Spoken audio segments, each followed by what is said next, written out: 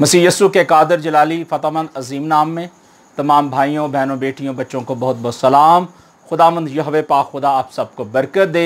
खुदावंद का रहम और फजल कलीसिया पाकिस्तान, आलमगीर कलीसिया और तमाम दुनिया में जहाँ जहाँ खुदावंद की आवाज़ पहुँच रही है उन सब को मेरा बहुत बहुत एक बार फिर सलाम शालोम। खुदावंद हम सबको बरकत दे। अजीज़ों, इन दिनों में मैं बात कर रहा हूँ ग्लोरी यानी खुदा का जलाल, खुदा की रहमत और खुदावंद का फजल जो इंसान पर हुआ, और इंसान पर जब खुदावंद का फजल हुआ, उसके जलाल की रहमत का असर हुआ, तो इंसान इस बात को समझा, इस बात को जान गया कि बेशक कोई ऐसी कुदरत है, कोई ऐसा जलाल वाला जो है बादशाह है जो ज़मीन पर हुक्मरानी करेगा और ज़मीन पर अपने आप को ज़ाहिर करेगा। और हम अहद अतीक के अंदर और अहद जदीद के अंदर दोनों ही बुक्स के अंदर हम देखते हैं ये, क्योंकि दोनों खुदा के एक होंठ हैं, क्योंकि ऊपर वाला होंठ और नीचे वाला होंठ जो है जब ये मिलते हैं तो बात होती है। अहद अतीक और अहद जदीद जो है ये खुदा के दो होंठ हैं और दोनों ही ये बोलते हैं। अगर हम कहें कि पहले वाला होंठ जो है वो बंद हो जाए और दूसरा बोले तो नामुमकिन बात है। जब भी हम खुदा के कलाम में से देखते हैं तो फिर खुदा का कलाम जो है हमें सबसे पहले हमें अहद अतीक में से बताता है और उसके बाद उसकी प्रोफेसी जो है अहद जदीद के अंदर नज़र आती है। और पहले मैसेज के अंदर मैंने उसमें बताने की कोशिश की, मुख्तसरन बताने की कोशिश की कि खुदा का जलाल क्या है, खुदावंद के जलाल की किरणें कैसे बनी इसराइली कौम पर आईं और किस तरह खुदावंद अपने उस जलाल में, अपने उस जहो जलाल में बुज़ुर्ग मूसा पर ज़ाहिर हुआ और किस तरह बुज़ुर्ग मूसा जो है अपने लोगों के साथ कलाम करता है और किस तरह लोगों को बताता है खुदा के आइन, खुदा के कवानीन को बताता है। और खुदा का जलाल जो है वो शुरू से ही हमें नज़र आता है। जब कोई भी दुनिया में चीज़ नहीं महरे वजूद में आई थी तो उस वक़्त भी खुदा अपने जहो जलाल पर था और खुदा अपने थर्ड हेवन पे था और अभी भी मौजूद है। हमें खुदावंद का शुक्र करना चाहिए, उसके जलाल को, उसकी नेमतों को, बरकतों को अपनी ज़िंदगी के अंदर कबूल करने की ज़रूरत है। हमें खुदा का जलाल जो है ज़ाहिर करने की ज़रूरत है। और इसी तरह हम देखते हैं किताब मुक़द्दस में से कि मसीह यस्सु भी जब इस ज़मीन पर आते हैं तो हम देखते हैं कि जिब्राइल फरिश्ते की तरफ से ये मैसेज आता है मुक़द्दसा मरियम को कि तू हामला होगी और तेरे बेटा होगा और तू उसका नाम यस्सु रखना। और वो रूहुल कुद्दस की कुदरत जो था मुक़द्दसा मरियम के बदले अथर में आया और फिर मुजस्सम हुआ। और उसके बाद अपनी ज़मीनी खिदमत में जब मसीह यस्सु आते हैं और उसके बाद जब अपने लोगों को दुआ करने के लिए बताते, दुआ करने के पैटर्न्स देते, सिखाते हैं, गाइड करते हैं, तो मसीह यस्सु अपनी ज़ुबान मुबारक से बहुत सारी बातें कलाम मुक़द्दस में से हमें बताते और हमें सिखाते हैं। और ये खुदावंद यस्सु मसीह जो है जलाल का बादशाह है और हमें इस जलाल के बादशाह को ना सिर्फ अपनी ज़िंदगी के अंदर कबूल करना है, अपने बदन जान रूह के अंदर भी कबूल करना है और इस रूह की तहरीक से हमें उस जलाल को अपनी ज़िंदगियों से ज़ाहिर भी करना है। मत्ती की अंजील उसका 6वां बाब हम देखते हैं कलाम मुक़द्दस में से, और मसीह यस्सु ने अपनी ज़ुबान मुबारक से यहाँ कहा, 13वीं आयत में लिखा है, मसीह यस्सु ने कहा, और हमें आजमाइश में ना ला बल्कि बुराई से बचा, क्योंकि बादशाही और कुदरत और जलाल हमेशा तेरे ही है, आमीन। ये मसीह यस्सु जो है अपने शागिर्दों को सिखा रहे थे और अपने शागिर्दों को बता रहे थे कि हमें क्या करना है, कि हमें खुदावंद की उस बादशाही को, उसकी कुदरत को और उसके जलाल को हमेशा ही अपने सामने रखना है। और इस बात को जानने की ज़रूरत है कि बादशाही और कुदरत और जलाल हमारे खुदावंद यस्सु मसीह का है और हमें उसका शुक्र करना है, क्योंकि वो यस्सु जो है वही निजात है, वही ग्लोरी जो है मुजस्सम कलाम है और वही निजात देने के लिए इस दुनिया में आया है। अगर ये जलाल का बादशाह अगर इस दुनिया में ना आता तो मैं भी शायद आज बहुत सारे लोग जो है गिला और शिकवा करते कि जो जलाल का बादशाह जिसकी प्रोफेसी सदियों पहले अहद अतीक के अंदर हुई थी अब वो नहीं आया, तो वो जो है बड़ी बड़ी बातें करते हैं। जिस तरह कि आज हम देखते हैं यहूदी कौम के लोग भी आज यही बातें करते हैं, यही चीज़ सोचते हैं कि अहद अतीक के अंदर जो प्रोफेसी हुई है मसाया के बारे में, मसीह यस्सु के बारे में, यहोशू मसीह के बारे में, वो अभी नहीं आया। क्योंकि वो अभी भी एक कुंवारी लड़की को जो है वो उसकी शादी नहीं करते, उसे रखते हैं कि शायद अभी किसी वक्त भी मसीह यीशु की आमद हो जाए। तो इसी तरह बहुत सारे लोग जो है खुदा की कुदरत, खुदा के जलाल को और उसकी बादशाही का इनकार करते हैं। लेकिन हम जानते हैं कि आज से 2000 साल पहले मसीह यीशु इस दुनिया में आ चुके हैं।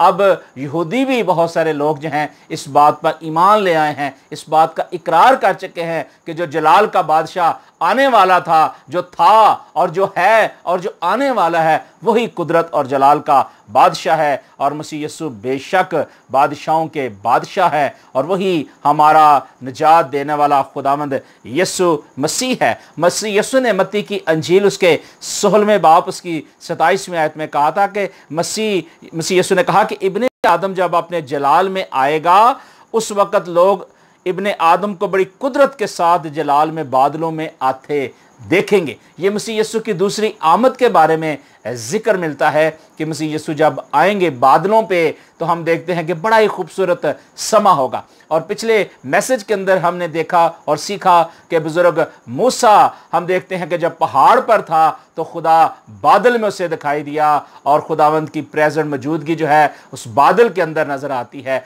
और मैंने आपको बताया कि ये बादल जो है मसीह यीशु की दूसरी आमद का भी जिक्र करते हैं। और मसीह यीशु जो है बादलों पर आएंगे और मसीह यीशु जब बादलों पे आएंगे और बड़ा ही खूबसूरत मंजर होगा। और बादल जो है ये बहुत दफ़ा कलाम मुकद्दस में इसके बारे में जिक्र है, और जितनी बार भी बादल का जिक्र है उसमें खुदावंद के जहो जलाल का जिक्र आया है, खुदावंद की अजमत और उसकी कुदरत का जिक्र मिलता है। और हमारे लिए ये बड़ी खुशी की बात है कि हमारा निजात दिंदा, हमारा छुड़ाने वाला, हमारा जलाल का बादशाह यीशु मसीह नासरी बहुत जल्द इस दुनिया में आने वाले हैं। मुबारक हैं वो आंखें जो अपने मालिक, अपने आका यीशु मसीह को देखेंगी। हमें खुदावंद का शुक्र और उसकी तारीफ करनी है, क्योंकि वही जलाल का बादशाह और वह बादशाहों का बादशाह है। हम लूका की अंजील उसके 9वें बाब उसकी 28वीं आयत के अंदर खुदावंद यीशु मसीह की बातों को देखते हैं कि मसीह यीशु ने अपनी ज़ुबान मुबारक से बहुत सारी चीज़ें अपने लोगों को बताई, अपने शिगिर्दों को बताई। और जब जब भी लोग मसीह यीशु के पास आते, मसीह यीशु की बातों को सुनते, सीखते, तो उनकी ज़िंदगी के अंदर एक बड़ी तब्दीली आती थी, उनकी ज़िंदगी के अंदर एक बड़ा रिवाइवल आता था। आज के दौर के अंदर भी अगर कोई शख्स यीशु मसीह को अपना शख्सी निजात दहिंदा मान लेता है और ये मान लेता है कि वही कुदरत और बादशाही और जलाल का बादशाह है, तो निजात उससे कहीं दूर नहीं, निजात वो हासिल कर चुका है, क्योंकि उसने खुदा यीशु मसीह उस बादशाहों के बादशाह को कबूल किया है। हालेलुया, आमीन। खुदावंद की ज़िंदगी बख्श कलाम में से लूका तबीब की मार्फत लिखा हुआ खुदावंद का अंजीली बिशारती कलाम उसकी 28वीं आयत में लिखा है, 9वें बाब की। फिर इन बातों के बाद कोई 8 रोज़ बाद ऐसा हुआ कि पतरस और यूहन्ना और यकूब को हमरा लेकर पहाड़ पर दुआ करने लगा। और जब वह दुआ कर रहा था तो ऐसा हुआ कि उसके चेहरे की सूरत बदल गई और उसकी पोशाक सफ़ेद बराक हो गई। और देखो 2 शख्स यानी मूसा और एलिया उससे बातें कर रहे थे और ये जलाल में दिखाई दिए और उसके इंतकाल का जिक्र करते थे जो यरूशलेम में वाक़या होने को था। मगर पतरस और उसके साथी नींद में पड़े थे और जब अच्छी तरह बेदार हुए तो उसके जलाल को और उन 2 शख्सों को जो देखा उसके साथ खड़े थे। और जब उससे जुदा होने लगे तो ऐसा हुआ कि पतरस ने यीशु से कहा, ऐ उस्ताद, हमारा यहाँ रहना अच्छा है, बस हम 3 डेरे बनाएं, एक तेरे लिए, एक मूसा के लिए, एक एलिया के लिए। लेकिन वो ना जानता था कि ये क्या कहता है। वो ये कहता ही था कि बादल ने आकर उन पर साया कर लिया और जब वो बादल में गिरने लगे तो डर गए। और बादल में से एक आवाज़ आई कि ये मेरा बरगज़ीदा बेटा है, इसकी सुनो। और ये आवाज़ आते ही यीशु अकेला दिखाई दिया और वह चुपचाप रहे और जो बातें देखते थे उनमें से किसी को उनकी कुछ खबर ना दी। मेरे अज़ीज़ भाइयों और बहनों और बेटियों, यहाँ खुदावंद यीशु मसीह की उस जाहो जलाल के बारे में, मसीह यीशु की उस रोशनी के बारे में हमें जिक्र मिलता है। खुदावंद यीशु मसीह की उस अलूहियत का जिक्र मिलता है। और खुदावंद यीशु मसीह के मसीह यीशु का जो ताल्लुक बाप के साथ है वो हमें यहाँ नज़र आता है कि मसीह यीशु ने अपने बाप के साथ बहुत ही गहरा ताल्लुक कायम किया। और हम देखते हैं कि जब वो उनसे जुदा हो जाता है, पतरस और यूहन्ना याकूब को हमरा लेकर जब दुआ करने के लिए यीशु मसीह जाते हैं, और हम देखते हैं कि यीशु मसीह की सूरत जो है वो तब्दील हो जाती है। नींद में पड़े थे। आज हम भी इस बात को जानें, इस बात को देखें कि खुदा की जो कुदरत है, खुदा की जो अलूहियत है, वो मसीह यीशु के साथ पिन्हा थी और मसीह यीशु के साथ थी, आज भी है।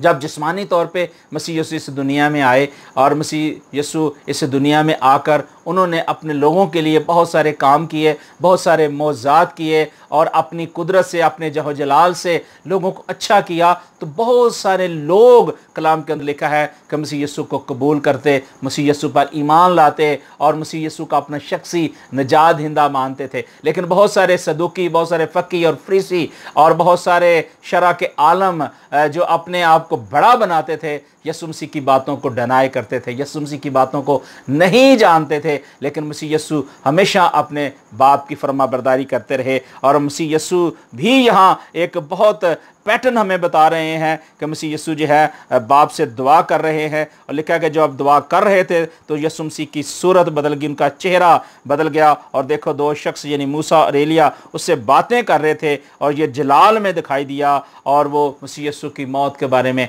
जिक्र कर रहे थे। इंतकाल का मतलब होता है कि एक जगह से दूसरी जगह मुंतकिल हो जाना, ट्रांसफ़र हो जाना, या एक जगह से दूसरी जगह तब्दीली इख्तियार कर लेना। यानी कोई भी चीज़ अगर हमने किसी कमरे में रखी हुई है तो उसको उठाकर हम दूसरी जगह ले जाते हैं तो वो मुंतकिल हो जाती है। इसी तरह कोई ज़मीन अगर कोई शख्स खरीदता है तो ज़मीन उसके नाम होती है, और जब कोई दूसरा शख्स उसको ख़रीदता है तो उसके नाम वो इंतकाल कर दी जाती है। और यहाँ भी ऐसा ही जिक्र मिलता है। और उसके बाद हम देखते हैं 32वीं आयत में पतरस और उसके साथी जो थे नींद में थे। और हम यहाँ इस बात को भी जानते हैं कि 10 कुंवारियों के बारे में जानते हैं कि 10 कुंवारियाँ थीं, जिनमें से 5 जो थी जिन्होंने तेल लिया था और 5 जो थी जिनके पास तेल ख़त्म हो गया था।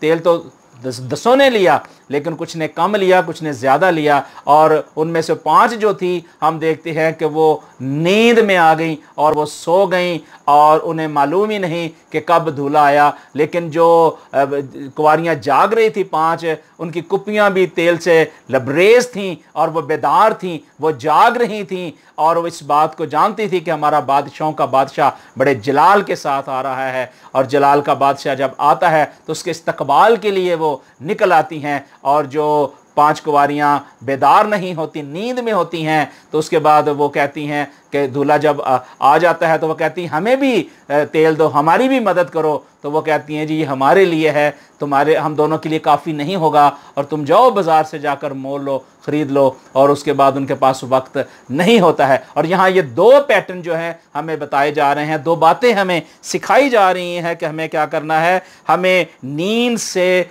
जागना है, हमें नींद से जागना है। कलाम में लिखा है कि सोने वाले जाग, मुर्दों में से जी उठ, ताकि खुदा का नूर चमके। जब खुदा का नूर हमारी ज़िंदगी के अंदर चमकता है तो फिर एक जलाल वाली जो है कफ़ियत आती है, और वो कफ़ियत सिर्फ़ और सिर्फ यीशु मसीह की थी। यीशु मसीह ही अपने जहो जलाल में आते हैं और यीशु मसीह अपनी कुदरत के साथ बादलों पे आने वाले हैं। और हमें अब जागने की ज़रूरत है, बेदार होने की ज़रूरत है, और फिर हमें खुदावंद यीशु मसीह की उस इलाही कुदरत को अपनी ज़िंदगी के अंदर कबूल करने की भी ज़रूरत है। और इसी तरह हम देखते हैं खुदा के कलाम में लिखा है उसकी 34 आयत में, को ये कह रहा था कि बादल ने आकर उन पर साया कर लिया, और जब वह बादल में गिरने लगे तो डर गए और बादल में से एक आवाज़ आई कि ये मेरा बरगज़ीदा बेटा, इसकी सुनो। आज जो कोई भी शख्स उस निजात के बानी और कामल करने वाले यीशु मसीह पर ईमान लाता है, उसके जलाली सूरत को कबूल करता है, उसके जलाली कामों को, उसकी अज़मत को, उसकी कुदरत को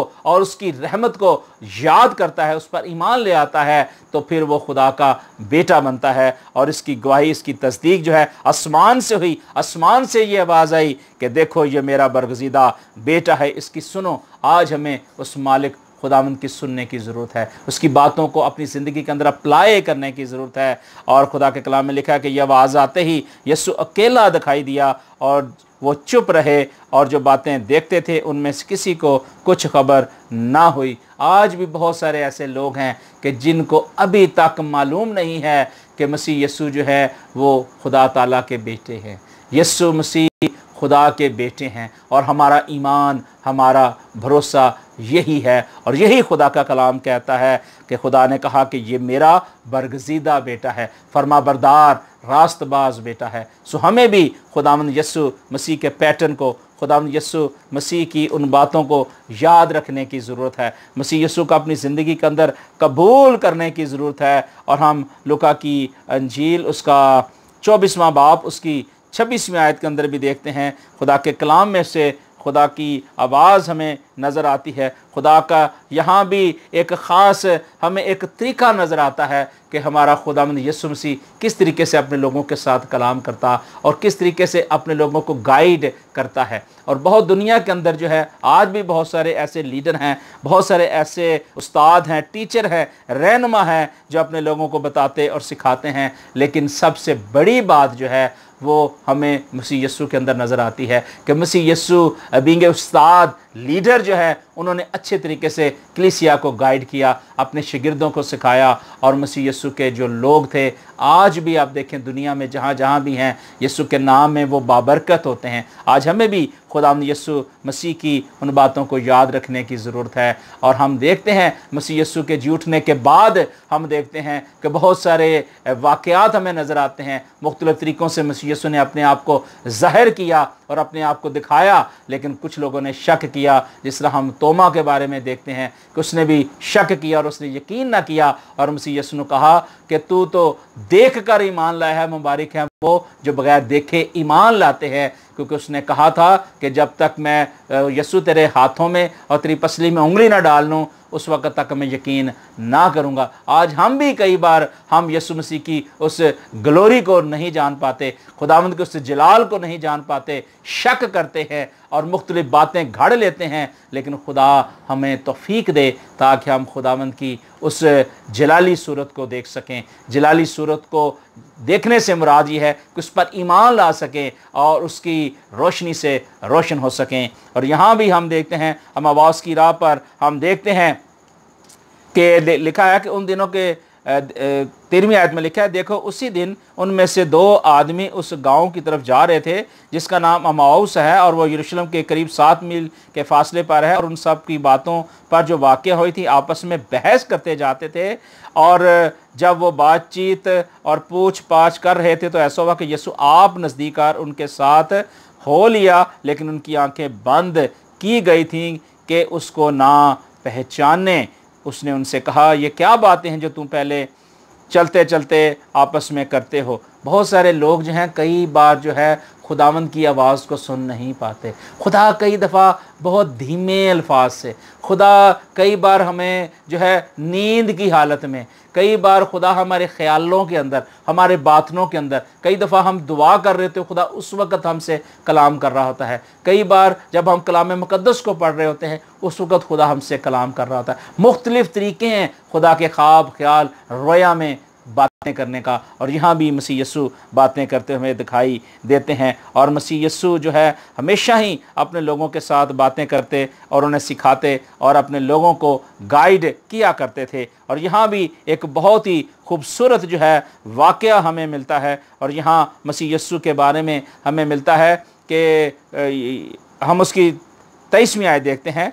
और लिखा कि जब उसकी लाश ना पाई तो कहती थी कि आए हमने उससे रोया में फरिश्तों को भी देखा है, उन्होंने कहा वो ज़िंदा है, और बाज़ हमारे साथियों में से कब्र पर गए और जैसा औरतों ने कहा था वैसा ही पाया मगर उसको ना देखा। अब ये क्या हुआ, ये एक बहुत बड़ा माजरा हुआ था, बहुत बड़ा वाक़या हुआ था कि लोग जो थे गमगीन खड़े हुए थे, और फिर एक औरत ने जिसका नाम कल्पास था, उसने यरूशलेम में अकेले देखा था, और कलाम मुक़द्दस में लिखा कि यरूशलेम में अकेला मुसाफिर है जो नहीं जानता कि इन दिनों में उसमें क्या क्या वाक़या हुआ। उसने उनसे कहा क्या हुआ, उसने कहा कि यीशु नासरी का माजरा जो खुदा और सारी उम्मत के नज़दीक काम और कलाम में कुदरत वाला नबी था, और वह सरदार काहिनों और हमारे हाकिमों ने उसको पकड़वाया और उस पर कत्ल का हुक्म दिया, उसे मसलूब किया, लेकिन हमको उम्मीद थी कि इसराइल को मुखलसी यही देगा। और वो इन सब बातों के इस माजरे को आज तीसरा दिन हो गया है, क्योंकि मसीह यीशु अपने कहने के मुताबिक जो थे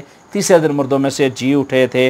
और जब उनकी वो लाश नहीं देखते कि वहाँ है, सिर्फ कफन ही कफन देखते हैं, तो उसके बाद उन्हें यकीन आ जाता है कि यीशु मसीह मुर्दों में से जी उठते हैं। और उसने कहा, ए नादानो, नबियों की सब बातों के मानने वालों, सुस्त इत्कादो, क्या मसीह यीशु को ये दुख उठाकर अपने जलाल में दाखिल होना ज़रूर ना था? मसीह यीशु उनसे एक सवाल करते हैं कि क्या ये ज़रूरी नहीं था? बेशक ये ज़रूरी था। और खुदा के कलाम में लिखा है, फिर मूसा से और सब नबियों से शुरू करके सब नविश्तों में जितनी बातें उसके हक़ में लिखी थी वो उनको समझा दी। हालेलुया। ये बातें थी जो मसीह यीशु ने अपने शिगिर्दों को बताई और सिखाई, और मसीह यीशु ने उनको ये बताया कि मसीह यीशु का मुर्दों में से जी उठकर उसके बाद जलाल में दाखिल होना ज़रूरी है, क्योंकि मसीह यीशु जो है वह जलाल के बादशाह हैं, और वह बादशाहों के बादशाह हैं, और वही निजात दे सकते हैं, और वही जो है हमें इस खुशखबरी की तरफ लेकर आते हैं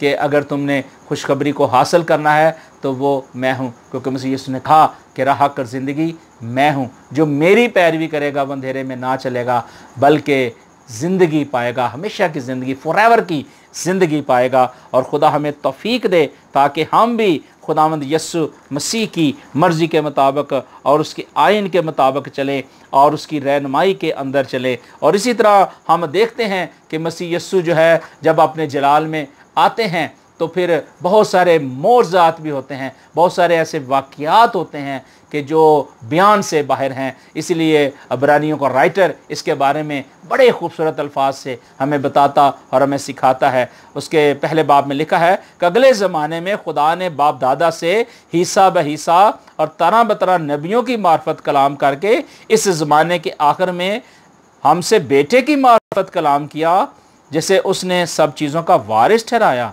जिसके वसीले से उसने आलम भी पैदा किए और उसके जलाल का परताव और उसकी ज़ात का नक्श होकर सब चीज़ों को अपनी कुदरत के कलाम के मुताबिक संभालता है। Hallelujah, praise the Lord. और यहाँ राइटर लिखता है, हिब्रू अब्रानियों के नाम जो ख़त लिखा गया है वो कहता है वो उसके जलाल का परताव है। जिस तरह के हम देखते हैं कि कोई भी आप मिरर देख लें, शीशा देख लें, कि जब आप उसके अंदर अपने चेहरे को देखते हैं कि जैसा आप चेहरा देख रहे हैं वैसा ही चेहरा आपको उस शीशे के अंदर नज़र आता है। और इसी तरह जो जलाल बुजुर्ग मूसा के साथ था, और मूसा कहता है कि मेरे साथ साथ था, उसका जलाल मूसा के साथ साथ था, वही जलाल यहाँ इब्रू बता रहा है, अब्रानियों का राइटर बता रहा है। वो कह रहा है कि वो उसके जलाल का परताव और उसकी ज़ात का नक्श होकर सब चीज़ों को अपनी कुदरत के कलाम से संभालता है,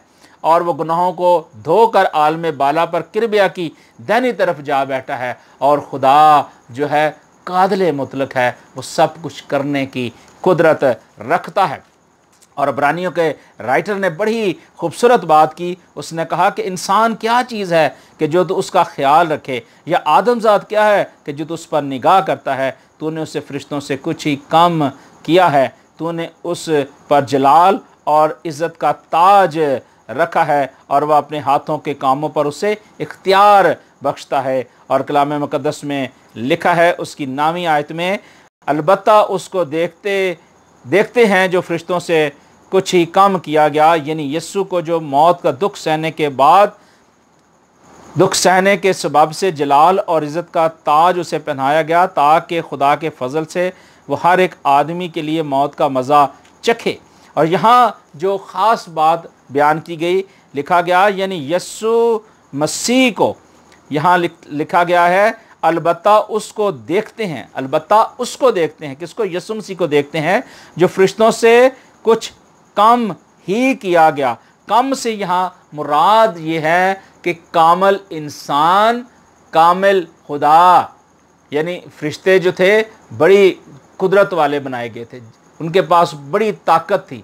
लेकिन यहाँ मसीह यीशु के बारे में बताया गया है कि वो कामिल इंसान भी हैं और कामिल खुदा भी हैं। इसलिए हमें खुदावंद यीशु मसीह पर पूरा ईमान और भरोसा है। और वह कहता है कि उसने क्या किया कि खुदा के फजल से हर एक आदमी के लिए, ताकि वो मौत का मज़ा चखें। जितने भी रोए ज़मीन पे इंसान आए हैं, वो ज़िंदगी जब पाते हैं तो वो खुदावंद की रहमत के वसीले से पाते हैं, उसके फजल के वसीले से पाते हैं। और जब इस दुनिया से चले जाते हैं तो जो लोग ईमानदार होते हैं, मसीह यीशु पर ईमान रखते हैं, उनके लिए तो उम्मीद होती है कि वो सोए हुए हैं जाग जाएंगे। लेकिन जो ईमानदार नहीं होते वो हमेशा की नींद सोए रहते हैं। उनके लिए अबदी जो है अबदी खुशखबरी नहीं है और अबदी निजात नहीं है। निजात सिर्फ उसके पास है जो मसीह यीशु पर ईमान लाया है और इस बात को जानता है कि वो मर गया, दफन हुआ और तीसरे दिन मुर्दों में से जी उठा। हालेलुया। हमें खुदावंद का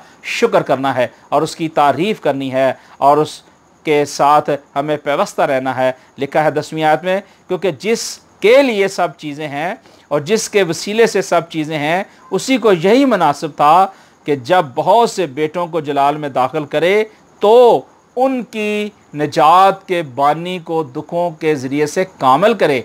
इसलिए कि ये पाक करने वाला और पाक होने वाले सब एक ही असल से हैं। Hallelujah, praise the Lord. हमें खुदावंद का शुक्र करना चाहिए कि वो कहता है कि जितने भी मसीह यीशु पर ईमान लाने वाले बेटे होंगे वो उस जलाल के अंदर दाखिल होंगे। और कलाम कहता है कि पाक करने वाला और पाक होने वाले सब एक ही असल से हैं। हम दर्जा बदर्जा, हमारा जो है सिस्टम चेंज हो जाता है, हमारी डायमेंशन चेंज हो जाती है और हमारी स्ट्रेटजी चेंज हो जाती है जब हम खुदा यीशु मसीह में आते हैं। और खुदा यीशु मसीह को खुद जलाल के बादशाह थे और जो उनके साथ साथ होते हैं। हम देखते हैं उस औरत को जो 12 बरस की रोगन थी, उसके बारे में बहुत दफ़ा वाक़यात हम सुनते हैं, पढ़ते हैं। बहुत सारी ऐसी वाक़यात हमारी ज़िंदगी के अंदर होते हैं कि बहुत सारे लोग जो है इस तरह की बीमारियों के अंदर, बहुत सारी ऐसी कमज़ोरियों के अंदर जो है दुआएं कराते हैं। और बहुत सारे ऐसे मौज़ात होते हैं कि फ़लाँ वक्त में फ़लाँ औरत को ये मसला था, उसका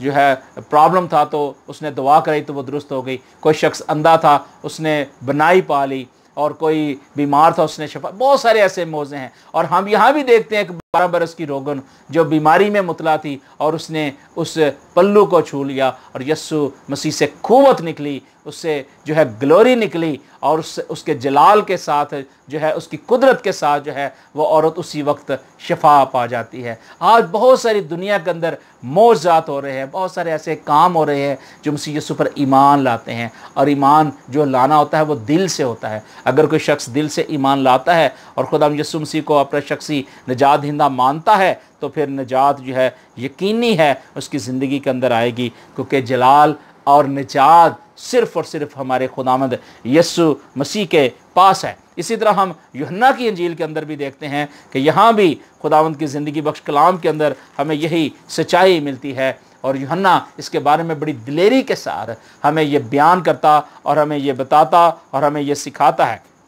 खुदा के कलाम में लिखा है, और कलाम मुजस्सम हुआ और फजल और सच्चाई से मामूर होकर हमारे दरमियान रहा और हमने उसका ऐसा जलाल देखा जैसे बाप के अकलौते का जलाल। Hallelujah, praise the Lord. हमें खुदावंद का शुक्र करना चाहिए कि हमारा खुदावंद यीशु मसीह नासरी जलाल का बादशाह है। और वो कहता है कि वो सच्चाई से मामूर होकर हमारे दरमियान रहा और हमने उसका ऐसा जलाल देखा जैसे बाप के अकलौते बेटे का जलाल। और यही बात अब्रानियों का राइटर भी इसके बारे में बता रहा था और हमें सिखा रहा था। और हम इसके बारे में जानते हैं कि यकीनन खुदा जो है हमारे साथ है और ज़रूर हमें भी वो अपनी शबी पर इस दुनिया में लेकर आया ताकि हम उसके हकीकी बेटे और बेटियां बने। क्योंकि कलाम मुक़द्दस में लिखा है, क्योंकि उसकी मामूरी में से हम सब ने पाया, यानी फ़ज़ल पर फ़ज़ल, इसलिए कि शरीयत तो मूसा की मार्फत दी गई, मगर फ़ज़ल और सच्चाई यीशु मसीह की मार्फत पहुँची। खुदा को कभी किसी ने नहीं देखा, इकलौता बेटा जो बाप की गोद में है उसी ने ज़ाहिर किया। और बुज़ुर्ग मूसा इस बात को जान गया था। जब खुदा कोहे सीना पर कलाम करता है और बुज़ुर्ग मूसा खुदा की आवाज़ को सुन रहा था, और उसके बाद हम देखते हैं कि बादल में से होकर जब खुदा बोलता है, तो जब बातें कर चुका है, तो फिर उसके बाद जब खुदा अपने हाथ को उठाता है, तो खुदा के कलाम में हम देखते हैं कि खुदा ने अपना चेहरा उसे नहीं दिखाया, लेकिन वो देखते हैं कि नूर, वो जलाल, जो जलाल का खुदा था, उसकी कुदरत इतनी ज़ाहिर हुई कि बुज़ुर्ग मूसा का चेहरा जो है जलाली बन गया, रौनक वाला बन गया, खूबसूरत बन गया, और उसका चेहरा रोशनी वाला बन गया कि कोई शख्स उसे देख नहीं पा रहा था।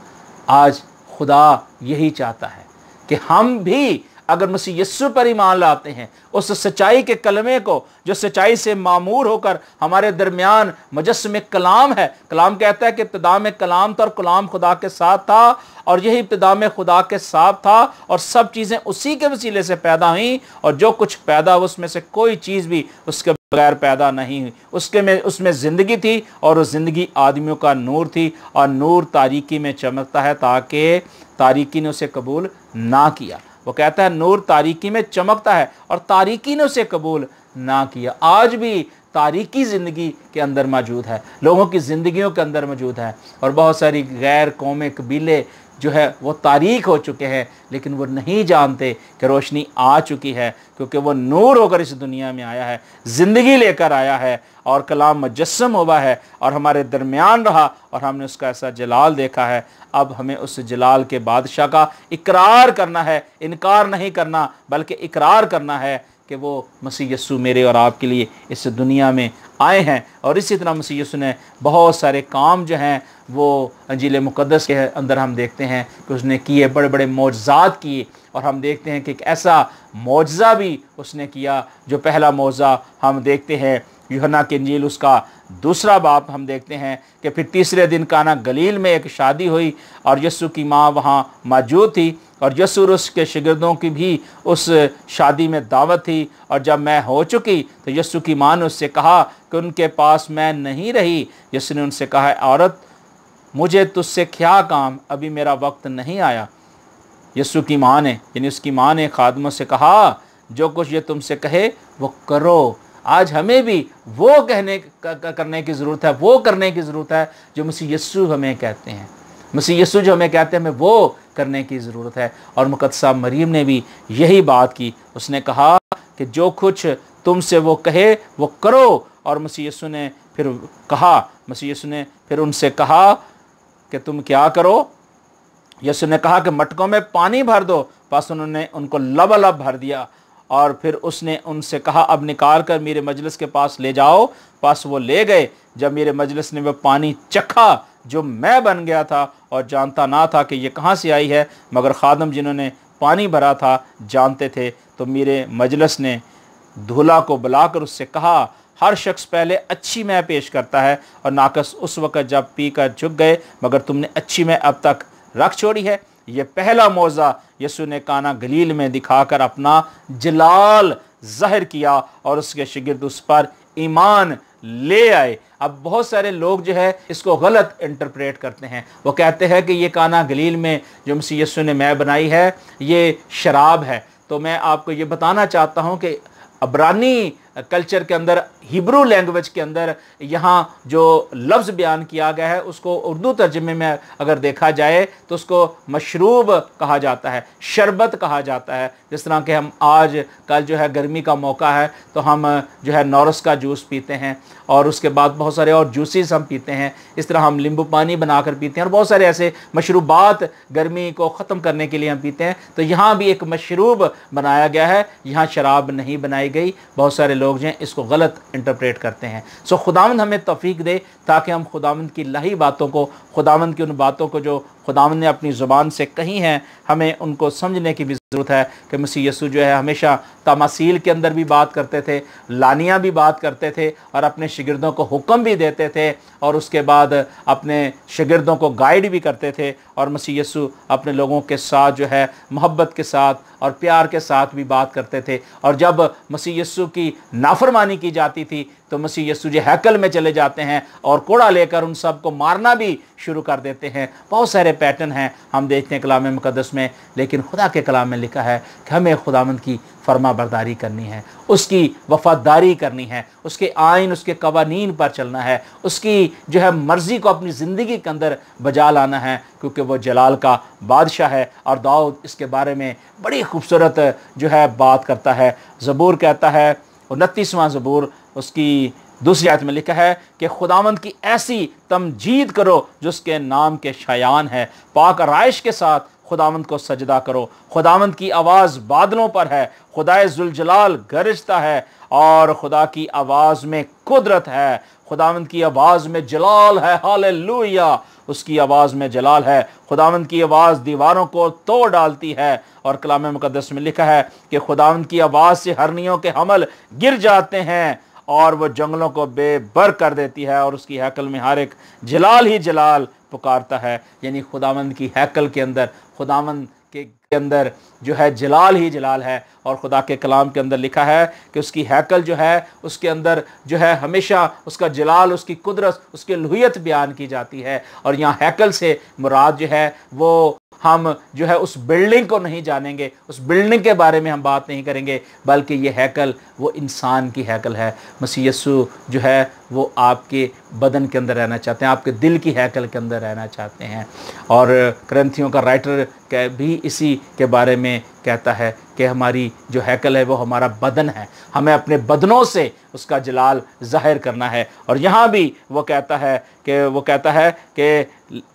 हैकल के अंदर क्या है, जलाल ही जलाल है और उसकी कुदरत ही कुदरत है। और वो कहता है कि खुदा की आवाज़ से क्या होता है कि हरनियों के हमल गिर जाते हैं। और वो खुदा के कलाम में से हमें बताता है उसकी 5वीं आयत में, 30 की 5 आयत में लिखा है क्योंकि उसका कहर दम भर का है और उसका करम उम्र भर रहता है। आप ये जहन में रखिएगा कि वो जलाल का बादशाह जो है वो रहीम भी है, वो करीम भी है और उसका गुस्सा जो है दम भर का होता है और अपने लोगों को जो है हमेशा बहाल करता है, अपने लोगों के साथ कलाम करता है और अपने लोगों के साथ रहना चाहता है, बशर्ते कोई आज उसे इस बात को मानने के लिए तैयार हो जाए। काश कोई आज इस बात को जानने के लिए तैयार हो जाए कि वो मसीह यीशु जो है वो आपके साथ आज भी कलाम करता है, आज भी आपसे बात करता है, आज भी वो आपको बुलाना चाहता है। वो कहता है थके मांदो बहुत से दबे हुए लोगों मेरे पास आ जाओ। आज भी वो आपको बुलाता और यही कहता है कि मैं जलाल का बादशाह हूँ। अगर जलाल के बादशाह के पास आना है तो फिर आपने खुदावंद यीशु मसीह को अपने दिल से देखना है, अपने बदन जान रूह से देखना है, क्योंकि शरीयत के अंदर भी ये बात थी और मसीह यीशु ने भी कहा था कि तू अपने सारे दिल, अपनी सारी जान, अपनी सारी ताकत से खुदावंद अपने खुदा से क्या कर, प्यार कर। हमें खुदावंद से प्यार करने की ज़रूरत है और हमें खुदावंद की तरफ आने की ज़रूरत है। और ज़बूर 57 के अंदर लिखा है कि ऐ खुदा तू आसमान पर सरफराज है और तेरा जलाल सारी ज़मीन पर हो। और ए खुदा तू आसमान पर सरफराज हो और तेरा जलाल सारी ज़मीन पर हो। Hallelujah, hallelujah, hallelujah. हमें खुदावंद का शुक्र करना है कि वह अपने जलाल को ज़ाहिर करता है अपने बेटों पर, अपनी बेटियों पर और तमाम दुनिया के अंदर अपने जलाल को ज़ाहिर करता है, बड़े बड़े मौजज़ात के ज़रिए ज़ाहिर करता है। जिस तरह हम देखते हैं कि खुदा ने मिस्र के अंदर बड़े बड़े अपने कामों को किया और अपने जहो जलाल को ज़ाहिर किया। उसने अंधों की आंखें खोल दी, लंगड़ों को चलने की तौफीक बख्शी, कोड़ियों को पाक साफ किया, बदरूज़दा लोगों को आज़ाद कर दिया और बहुत सारे बड़े बड़े काम उसने किए, क्योंकि वो जलाल का बादशाह है। वो बादलों पर बहुत जल्द आने वाला है। नजात हमारे खुदा यीशु मसीह के पास है। अगर आज आप उस जलाल के बादशाह, बादशाहों के बादशाह खुदावंद की ताज़ीम करेंगे, उसकी हिकमत और उसकी दानिश को जो खुदावंद ने आपको दी है जानेंगे, तो आप खुदावंद की उस शबी पर, उस सूरत पर जिसे उसने बनाया है आप चलते रहेंगे, क्योंकि खुदा ने इंसान को अपनी शबी पर बनाया है, खुदा ने अपने आप को ज़ाहिर किया है। और हम यही बात जानते हैं कि खुदा को कभी किसी ने नहीं देखा, अकलौता बेटा जो बाप की गोद में है उसी ने ज़ाहिर किया है। हमारे खुदा यीशु मसीह ने खुदा के जलाल को ज़ाहिर किया है, खुदा की अज़मत को ज़ाहिर किया है, और उसने कहा कि अब मैं जलाल का बादशाह हूँ। और जलाल का बादशाह जो है वो आज आपसे कलाम करता है, वो कहता है सोने वाले जाग, उठ जा, बेदार हो जा, क्योंकि मैं आने वाला हूँ। अगर आज आपने यीशु को कबूल नहीं किया, अपनी ज़िंदगी यीशु को नहीं दी, तो आज अपनी ज़िंदगियों पर गौर करें, उस जलाल के बादशाह को अपनी ज़िंदगी के अंदर कबूल करें, उसे आने की दावत दें। वो आपकी ज़िंदगी के अंदर आएगा, आपके घरानों के अंदर आएगा, आपके दिल के अंदर आएगा, दस्तक देगा, और फिर आपने उस दरवाज़े को खोलना है, उसको वेलकम कहना है और अपनी खुदी का इनकार करना है, क्योंकि आज वक्त है आपके पास। ये ना हो कि वक्त निकल जाए और फिर आप अकेले रह जाएं। खुदावंद आपको बुलाता है, खुदा चाहता है कि मेरी तरफ आओ, मेरी तरफ आओ, मैं अपनी बाहों में उठाऊंगा, बाहों में ले लूँगा। वो हमें प्यार करना चाहता है, वो हमसे मोहब्बत करना चाहता है। आएँ हम भी खुदावंद के साथ अपनी मोहब्बत का इजहार करें, तौबा करें, इकरार करें, बपतिस्मा लें और उसकी रास्तबाजी में चलें। खुदा आप सबको बहुत बरकत दे। God bless you.